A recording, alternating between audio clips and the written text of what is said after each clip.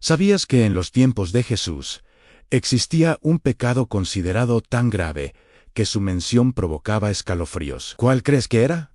No era el asesinato ni el robo. Quédate conmigo y desentrañaremos juntos los secretos más oscuros de las ciudades que Jesús caminó. Te aseguro que lo que descubrirás cambiará tu perspectiva sobre la historia bíblica para siempre. Antes de sumergirnos en este viaje fascinante, si te apasionan las historias ocultas y los misterios de la Biblia, este es tu canal. Asegúrate de suscribirte, activa la campanita para no perderte nada.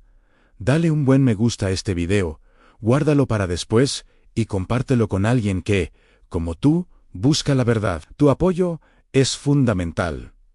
Comencemos por el principio. Cuando pensamos en los pecados en la época de Jesús, nuestra mente suele volar hacia los 10 mandamientos. Pero la sociedad del siglo I en Judea y Galilea tenía una estructura moral mucho más compleja. Estaba profundamente influenciada por la ley mosaica, las interpretaciones de los fariseos y saduceos y la opresiva presencia del Imperio Romano. En este caldo de cultivo, ciertos pecados adquirieron una notoriedad especial. El pecado que se alzaba por encima de todos, el más grave, no era una acción, sino una actitud del corazón a la hipocresía religiosa. Jesús lo denunció con una fuerza inigualable.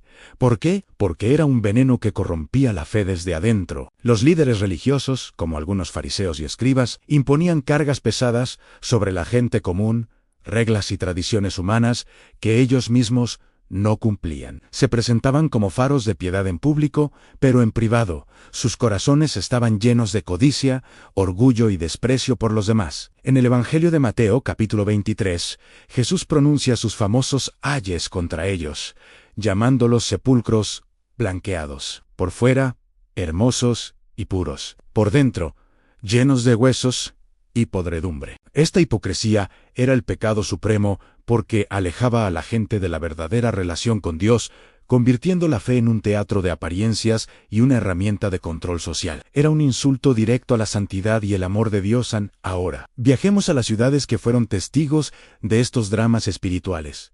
La primera parada es, por supuesto, Jerusalén. El corazón religioso, político y económico de Judea. Acá se encontraba el templo, el centro de la adoración judía, pero también era el epicentro de la hipocresía que tanto condenó Jesús. Era en el templo donde los cambistas y vendedores explotaban a los peregrinos, una práctica que enfureció a Jesús hasta el punto de volcar sus mesas. Jerusalén era un microcosmos de la nación, una ciudad de profunda fe y, al mismo tiempo, de profunda corrupción espiritual. Las intrigas políticas entre los saduceos, que controlaban el templo, y los fariseos, que tenían influencia sobre el pueblo, creaban un ambiente de tensión constante. Pero no solo la hipocresía plagaba estas tierras. Otro pecado gravísimo era la idolatría, y no siempre en la forma de estatuas. La idolatría del poder y el dinero era rampante. Ciudades como Cesarea Marítima, construida por Herodes el Grande en honor al César Augusto, eran un símbolo de esta sumisión al poder romano. Era una ciudad pagana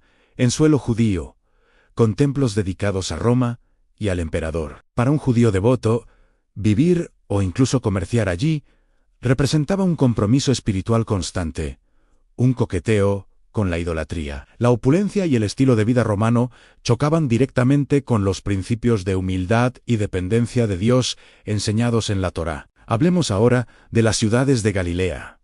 La región donde Jesús pasó la mayor era parte de su ministerio. Curiosamente, algunas de las ciudades que más milagros presenciaron fueron también las más duramente reprendidas por su incredulidad. Jesús pronunció juicios severos sobre Corazín, Betsaida y, especialmente, Capernaum. Esta última fue su base de operaciones, su propia ciudad. Vio innumerables sanaciones y escuchó sus enseñanzas más profundas.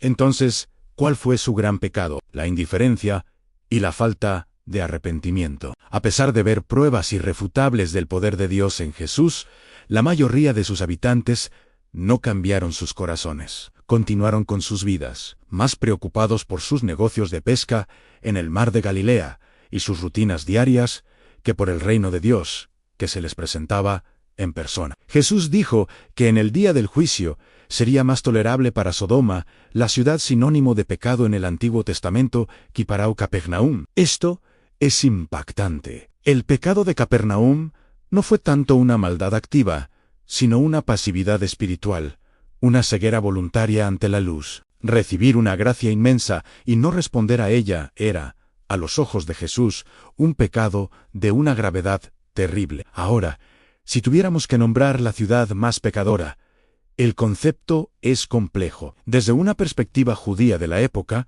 ciudades gentiles, como las de la Decápolis, una federación de 10 ciudades de cultura griega al este del Jordán, como Gerasa, serían vistas como inherentemente pecadoras. Eran centros de paganismo, con templos a dioses griegos y romanos, y prácticas como la cría de cerdos, considerados impuraus. La historia del endemoniado gadareno, donde Jesús permite a los demonios entrar en una piara de cerdos, ocurre precisamente en esta región, subrayando el choque cultural y espiritual. Sin embargo, desde la perspectiva de Jesús, como hemos visto, el pecado más grave no estaba necesariamente en las ciudades paganas, sino en los corazones de aquellos que, teniendo la luz de la revelación de Dios, la rechazaban. Por lo tanto, podríamos argumentar que, en términos de responsabilidad espiritual, Capernaum y Jerusalén cargaban con el peso de los pecados más graves, a la incredulidad ante la evidencia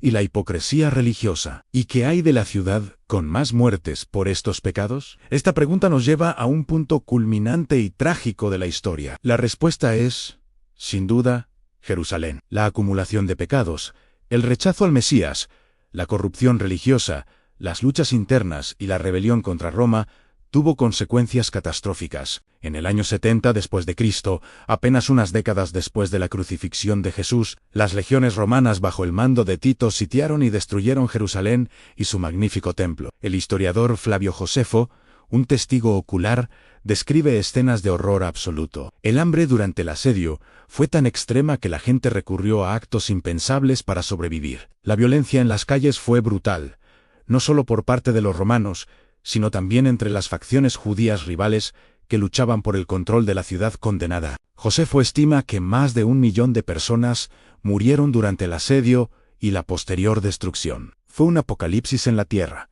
un cumplimiento terrible de las profecías que Jesús mismo había pronunciado sobre la ciudad. Lloró por Jerusalén, sabiendo el destino que le esperaba por no reconocer el tiempo de su visitación. La destrucción de Jerusalén se convirtió en el símbolo más potente de las consecuencias terrenales del pecado colectivo y el rechazo a la gracia divina. En resumen, los pecados más graves en tiempos de Jesús no eran siempre los más obvios. La hipocresía religiosa, la idolatría del poder y la riqueza, y sobre todo, la indiferencia ante la revelación de Dios, eran los cánceres espirituales que Jesús vino a confrontar. Ciudades como Jerusalén y Capernaum, a pesar de su estatus religioso privilegiado, se convirtieron en epicentros de esta tragedia espiritual. Y fue Jerusalén la que pagó el precio más alto en sangre y fuego, una lección histórica sobre las devastadoras consecuencias de darle la espalda a la verdad. Esta exploración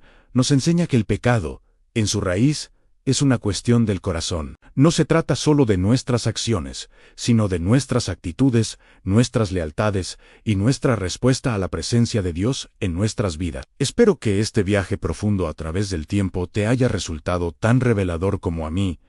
La Biblia está llena de estas historias poderosas, que tienen mucho que enseñarnos hoy.